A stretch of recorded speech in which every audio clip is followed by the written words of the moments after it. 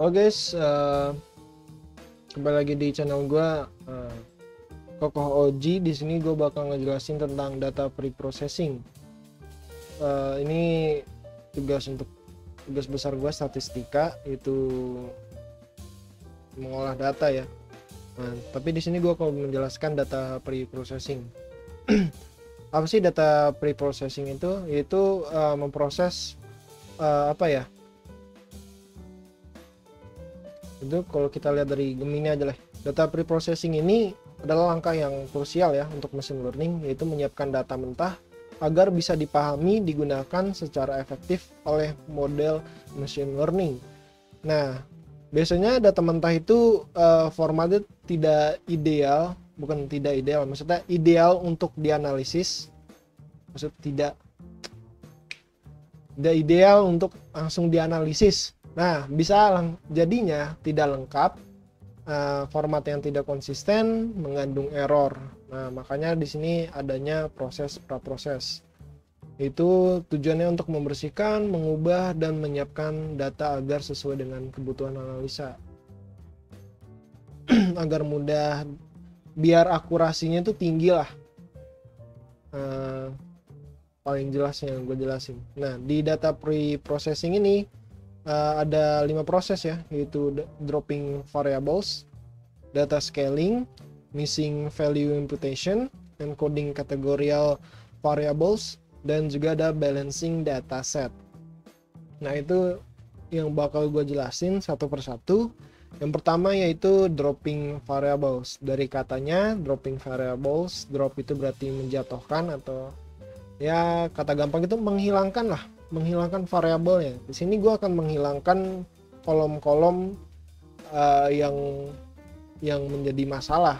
Yang jadi masalah ini ada zero variation dan juga multiple levels. Kita akan cek apakah di data kita ini mempunyai zero variation atau multiple levels. Nah, kalau zero variance itu contohnya seperti ini ya masalahnya. Misal di kolom kita itu punya merek, isinya seperti ini, warna, kolom warna isinya seperti ini, negara asal seperti isinya seperti ini, dan juga jenis kelamin. Nah, jenis kelamin inilah yang bakal kemungkinan ya biasanya yang tidak ada variansinya. Misalnya di data kita ini jenis kelamin itu cuma cowok semua di datanya, nggak ada cewek. Nah, inilah yang menyebabkan data kita ini ada yang namanya zero variance, atau tidak ada variansi. Jadi cuma cowok aja terus di datanya, nggak ada yang cewek, jadi tidak ada variansinya ya. Nah, selanjutnya ada multiple levels.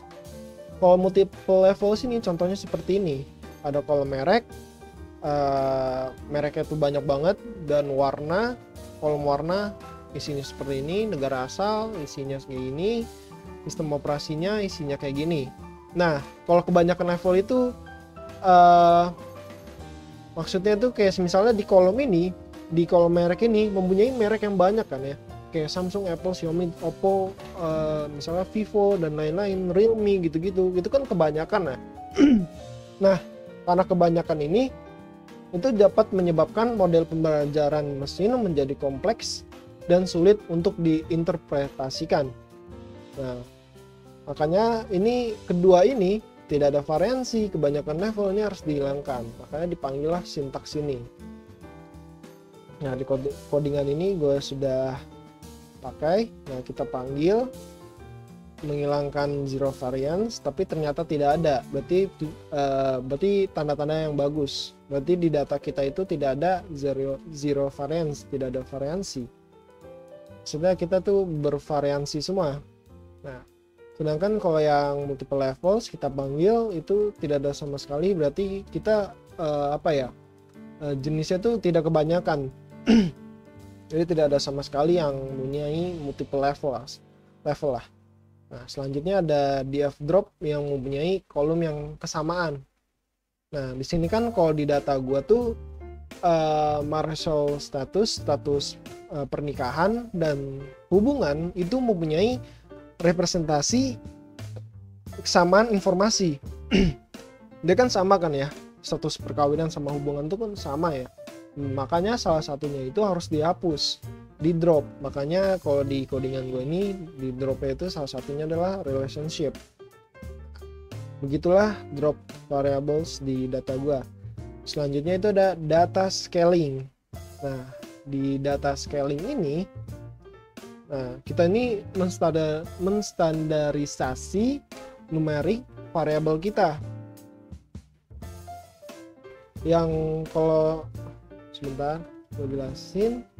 Nah, misalnya ini gue ada contoh juga. Misalnya di data kolom ada nilai matematika, nilai bahasa Indonesia, jumlah jam belajar yang mempunyai isi seperti ini. Kalau kalian bisa baca ya nilainya lah, dan jumlah jam belajar siswa per minggu.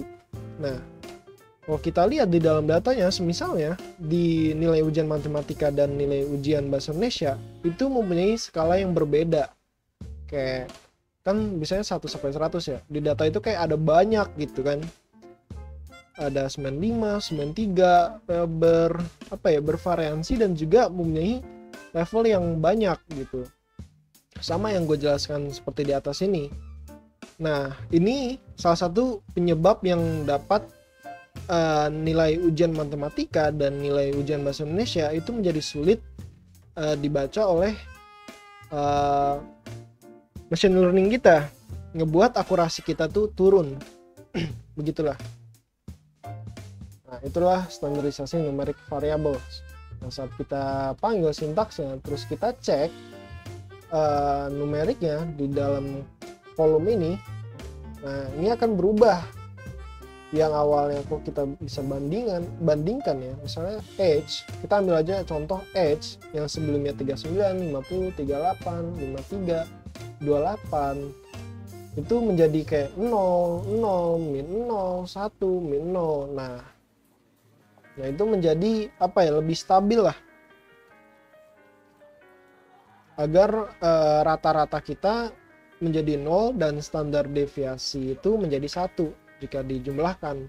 Nah, itu yang kita mau dalam standarisasi numerik variabel itu.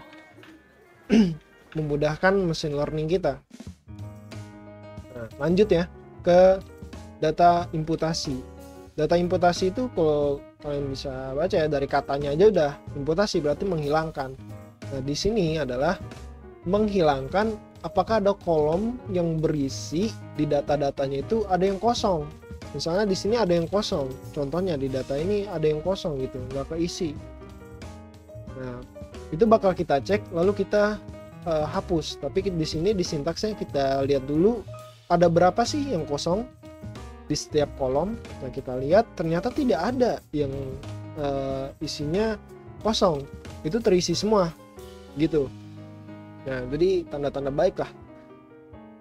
Lanjut ya ke encoding kategorial variabel.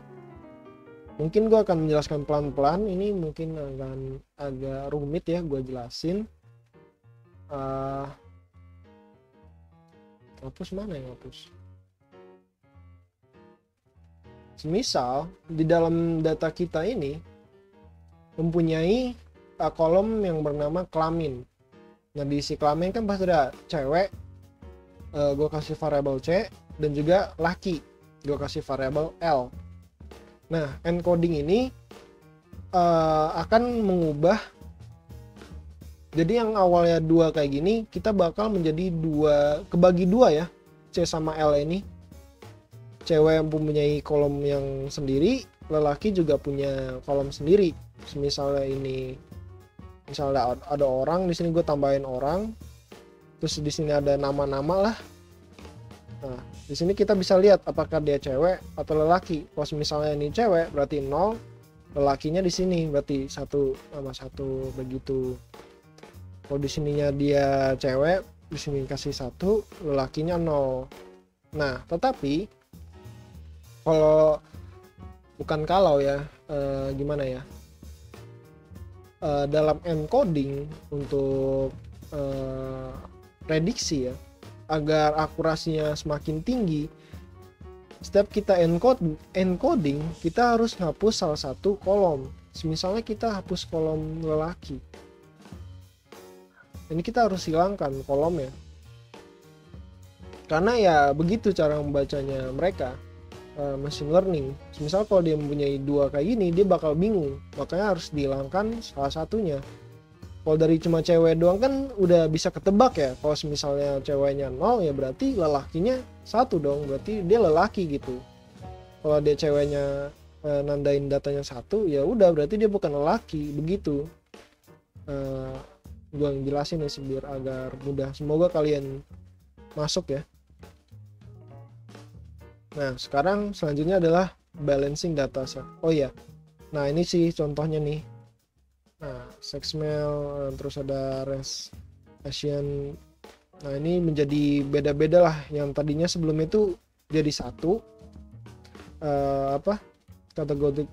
kategorinya, malah setelah di encoding akan terpisah, jadi punya ini sendiri lah, punya kolom sendiri gitu.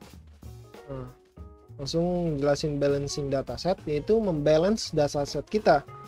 Nah kita kan yang bakal kita carikan variabel Y kita kan menentukan apakah pendapatan mereka lebih dari 50 atau kurang dari 50. Nah, kita lihat. Nah, ini kan setelah di encoding ya. Ini gua encoding, kalau misalnya 0 berarti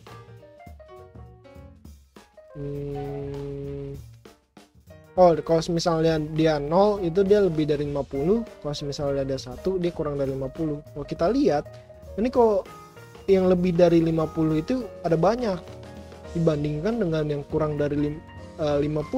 Ini sedikit banget perbandingannya. Nah, inilah kita bakal melakukan balance. Nah, di sini kita panggil sintaksnya yaitu menggunakan smooth bla bla bla bla, ini sintaksnya lah. Terus kita jadikan satu, bakal dipanggil concat. Nah, jadilah income kita, data pendapatan kita menjadi sama.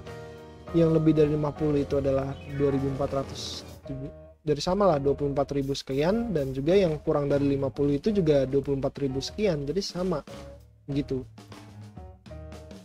Nah mungkin itu saja untuk data pre-processing.